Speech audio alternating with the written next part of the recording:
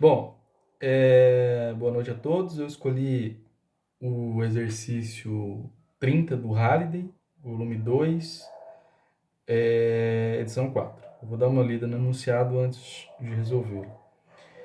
Bom, 2 cubos de gelo de 50 gramas são colocados num vidro contendo 200 gramas de água. Se a água estava inicialmente a temperatura de 25 graus Celsius e o gelo E se o gelo veio diretamente do freezer, a menos 15 graus Celsius, qual será a temperatura final do sistema quando a água e o gelo atingirem a mesma temperatura? No item B, ele pede, supondo que somente 1 cubo de gelo for usado no item A, qual a temperatura final do sistema? Ignora a capacidade térmica do vidro. Bom, então esse exercício é um exercício de termodinâmica envolvendo temperatura, calor. É importante nós desenharmos o sistema termodinâmico para facilitar o entendimento. Tudo bem que nesse caso ele é simples, né? Ele é basicamente um copo de vidro, 2 cubos de gelo de 50 gramas, a menos 15 graus Celsius, e a água aqui de 200 gramas de água. Ele é um exercício teórico, é um diagrama teoricamente simples, mas que é interessante você analisá-lo, o que está acontecendo fisicamente dentro desse copo, né? Bom, vamos aos dados então fornecidos pelo exercício. O exercício nos fornece 2 tipos de dados, né? Ele fornece o dado referente ao gelo. Então nós temos que o gelo tem 100 gramas, porque são duas pedras de gelo de 50. Ele está a uma temperatura de menos 15 graus inicialmente. E um dado importante que não foi fornecido é o calor específico do gelo, que é 0,53 caloria por grama grau Celsius. Outro dado bastante importante é os dados da água. Então, a massa da água é 200 gramas, a temperatura inicial da água é 25 graus e o calor específico da água, que também o exercício não fornece, ele é 1 caloria por grama grau Celsius. Bom, certo, agora nós temos que fazer algumas considerações do que está acontecendo neste copo. Basicamente, os gelos são colocados, os 2 cubos de gelo nesta água com 200 gramas, e a pergunta que fica é: a quantidade de água que possui esse copo é suficiente para que esse gelo, os 2 cubos de gelo, se derreta e se transicione de fase, ou seja, passem do estado sólido para o estado líquido? E se isso acontecer, qual a temperatura final do sistema termodinâmico todo, né? A temperatura, a mistura água e gelo. Bom, então vamos considerar que para o gelo começar a se transicionar de fase, ele tem que chegar até 0 graus. Então, nós vamos considerar que o equilíbrio térmico também é em 0 graus. Então, se a água resfriar até 0 graus, o calor fornecido por ela para todo o sistema será dado por essa expressão: calor da água igual a massa da água, calor específico da água, e o ΔT, temperatura final menos inicial. Então, eu vou substituir os dados da água na equação 1 e nós chegamos ao seguinte resultado: que o calor específico da água, o calor fornecido pela água é 200 gramas vezes 1 vezes 25, chegamos a 5.000 calorias. Então, esse é o calor fornecido pela água para com o sistema. Agora, nós vamos ver quanto de calor precisa para o gelo chegar a 0 graus. Né? Então, usando a mesma equação 1 e substituindo os dados do gelo, nós chegamos que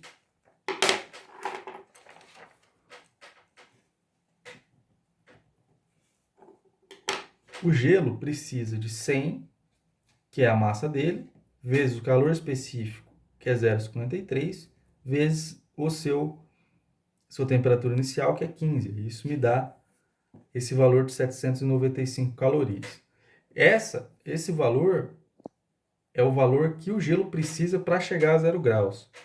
Mas note uma coisa, para o gelo fundir-se, ou seja, para ele se transformar em água, ele precisa de um pouco mais de caloria.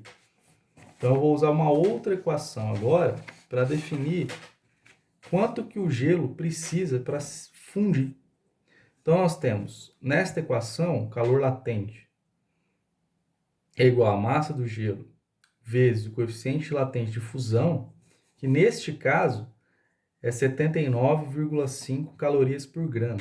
Ou seja, o gelo, 1 grama de gelo precisa de 79,5 calorias. E então, 100 gramas de gelo vai precisar de 100 vezes esse valor, obviamente, que é 7.950 calorias. O que isso implica é que a quantidade de calor do sistema, ou seja, a quantidade de calor fornecida pela água, é insuficiente para que ambos os cubos de gelo cheguem ao estado de transição de fase. Então, nós precisamos entender agora quanto de gelo irá derreter, quanto de gelo eventualmente irá se transicionar de fase. Então, para isso, nós vamos ver quanto realmente de calor o sistema tem quando ambos chegam em 0 graus. Quando ambos chegam em 0 graus, nós temos o calor do sistema igual ao calor da água menos o calor necessário para o gelo chegar a 0 graus. Isso me dá 4.205 calorias. Agora, utilizando a equação 2, isolando a massa do gelo, nós chegamos que a massa do gelo é igual ao calor do sistema sobre o coeficiente de calor latente de fusão. Então, nós temos que 53 gramas. Isso implica no seguinte, ou seja, uma mistura de água com 200 gramas e gelo, 100 gramas, a 0 graus, me dá 53 gramas de gelo derretido, restando 43 sólidos ainda. 47 gramas de gelo sólido ainda. Então, não tem eventualmente como chegar a calcular a temperatura final do sistema por esse fato deste gelo ainda estar sólido. Mas, vamos ver agora o item B, analisar o item B, para saber se conseguimos calcular no item B a temperatura final do sistema. Para o item B, para 50 gramas de gelo,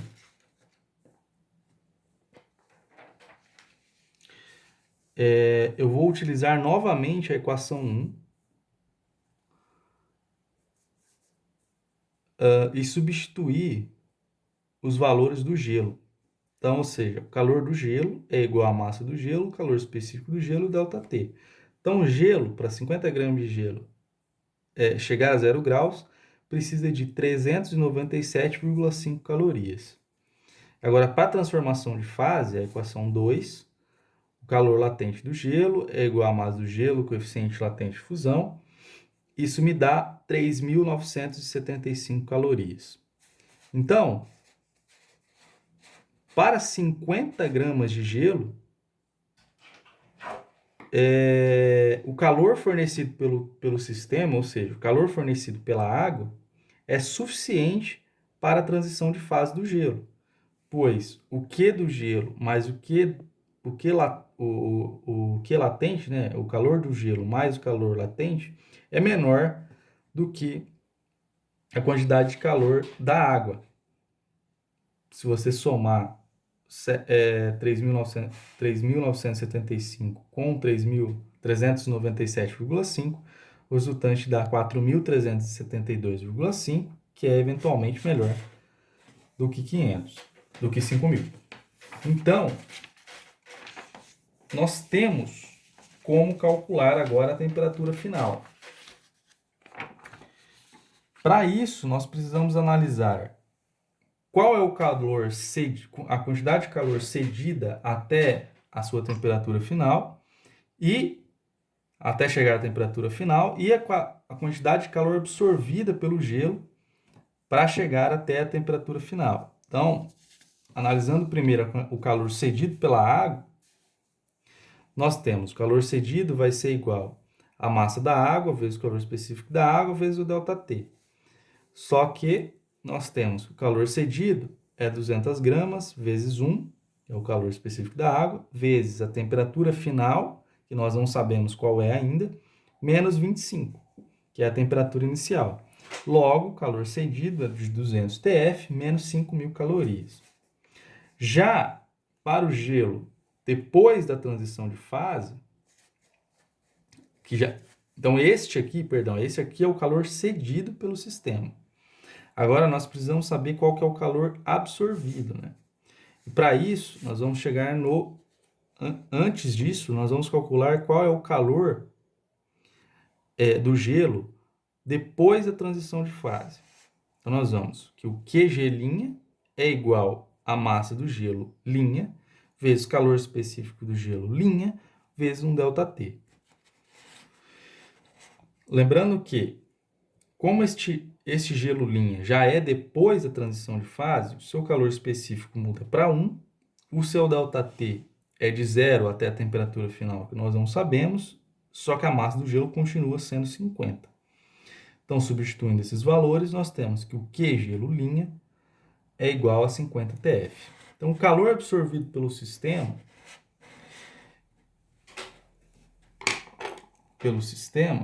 será, pelo gelo, na verdade, né? Pelo gelo,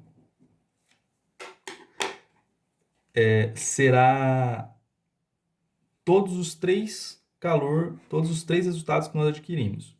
Quais são? O calor gelo linha, mais o calor latente, mais o calor do gelo até chegar a 0 graus. Ou seja, o calor para chegar a 0 graus, o calor para se transicionar de fase e o calor até a sua temperatura final do sistema. Então, nós temos o calor absorvido pelo gelo, é o Q do gelo, mais o QL, mais o Q'L. Substituindo todos esses valores, nós chegamos que 4.372,5 mais 50 TF. Esse é o calor absorvido. Agora, utilizando um conceito muito importante para a física, que é a de conservação de energia, como o calor é uma energia, nós temos que todo o calor absorvido mais todo o calor cedido tem que ser igual a zero. Então, utilizando essa equação, que é absorvido mais que cedido igual a zero, substituindo, chegamos a essa expressão.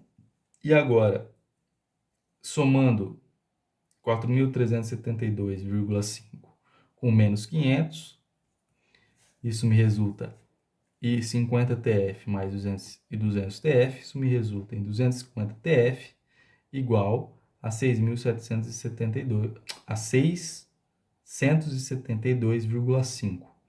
Agora, isolando TF, ou seja, dividindo por ambos os lados por 250, nós temos que TF é igual a 2,51 graus Celsius. Ou seja, a temperatura final do sistema é de 2,51 graus. Bom, é isso.